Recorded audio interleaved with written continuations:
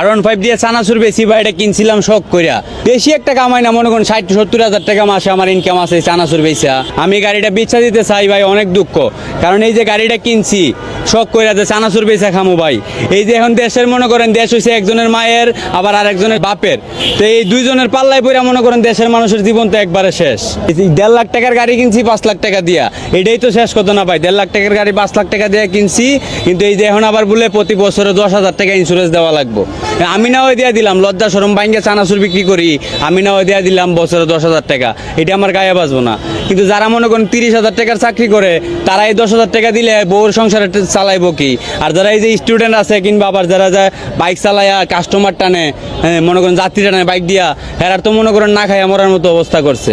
এই দেশে না থাইকা মনে করেন দুবাই গিয়া সেটা উঠছরামু, এরপর দেশে চানাচুরে বেচবো না আর গাড়িও চালামু না, দুবাই গিয়া মনে করেন কামলা দিয়ে খামু, এটাই ভালো হইব।